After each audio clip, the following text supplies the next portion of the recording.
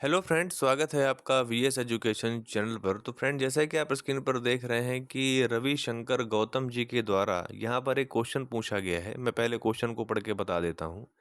Sir, rule book में लिखा है कि महिला अतिथि के पद वैकेंट रहने पर इन्हें ओपन गेस्ट से भरा जाएगा। केमिस्ट्री में एसटी फीमेल कैटेगरी के पद वैकेंट हैं 9। क्या ये सीट ओपन गेस्ट को मिलेगी या नहीं? रविशंकर। तो फ्रेंड, सबसे पहले हम लोग देख लेते हैं कि रूल बुक में ऐसा कहाँ पर लिखा है। तो उसके लिए मैंने एक स्क्रीनशॉट इसका लिया है। आप यहाँ पर ध्यान से देखिए, जो रविशंकर जी कह रहे हैं वो बात यहाँ पर लिखी हुई है। इस पॉइंट पे पढ़िएगा।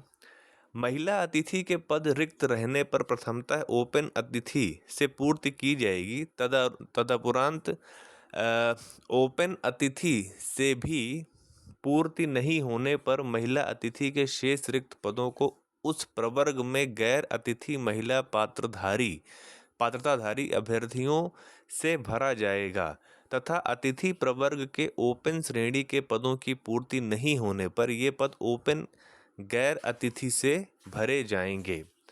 तो फ्रेंड्स, यहाँ पर सबसे बड़ी बात यह है कि जो एक पॉइंट यहाँ पर लिखा है वो थोड़ा सा कंफ्यूजिंग है। आप उसको देखिए। सबसे पहले यहाँ पर लिखा है ओपन अतिथि। ओपन अतिथि का मतलब यहाँ पर ये नहीं है कि आपको यूआर की सीट मिलेगी। जैसे मान लीजिए, इसको एक एग्जांपल से समझते हैं कि किसी भर्ती में सपोज कि मान लीजिए कि गेस्ट फैकल्टी में जो गेस्ट फीमेल हैं, इनकी जो सीट आई थी, मान लीजिए 10 आई, ठीक है। 10 में से 8 भर गई और 2 बची रह गई। अब जो ये 2 सीट बची है, ये जो सीट है ये जाएगी उसी गेस्ट फैकल्टी के उसी कैटेगरी में। जैसे रविशंकर जी के द्वारा जो क्वेश्चन पूछा गया कि एसटी फीमेल गेस्ट की सीट बची हुई है, जिसमें से 9 सीट बची है, तो वो जो 9 की 9 सीट है वो एसटी मेल गेस्ट के पास जाएगी। ठीक। अगर ये एसटी मेल गेस्ट 9 के 9 मिल गए तो वो पूरी सीट वहाँ पे फिल हो जाएगी। अगर वो सीट फिर भी बची रह जाती है तो वो सीट कहाँ जाएगी? यहाँ पर लिखा है, आप ध्यान से दीजिएगा। मतलब पहला स्टेप तो है कि वो उसी कैटेगरी के मेल में जाएगी सीट, अगर बच जाती है तो। अगर मेल से भी बच जाती है तो वो नॉन गेस्ट में जाएगी। ध्यान दीजिएगा, यहाँ लिखा हुआ है कि अगर उस प्रवर्ग में रिक्त पद बच जाते हैं तो कहाँ जाएंगे? नॉन गेस्ट फीमेल में जाएंगे, एनजीएफ में चले जाएंगे वो। लेकिन एनजीएफ में कौन से एनजीएफ में जाएंगे? फीमेल वाले में जाएंगे। ठीक है, फीमेल में, ना कि मेल में। ठीक है। और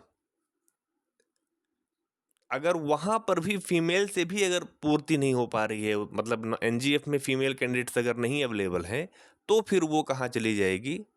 एनजीएफ के ओपन में चली जाएगी। वो भी किस में जाएगी? उसी कैटेगरी में जाएगी, एनजीएफ के ही। ठीक है। तो कहने का मतलब ये है कि जिस कैटेगरी की सीट है वो घुमा फिरा के उसी कैटेगरी में रहेगी, ना कि वो यूआर में जाएगी। इस चीज़ का आप ध्यान रखेंगे। तो आई होप आपका डाउट यहाँ पे क्लियर हो गया होगा कि एकदम शॉर्ट में बता रहा हूँ कि अगर फीमेल गेस्ट फैकल्टी की सीट बचती है तो वो जाएगी उसी कैटेगरी के मेल गेस्ट फैकल्टी में। वहाँ से भी अगर बच जाती है तो वो जाएगी NGF, non guest faculty, female category में। अगर वो वहाँ पे भी बच जाती है तो वो सीट कहाँ जाएगी?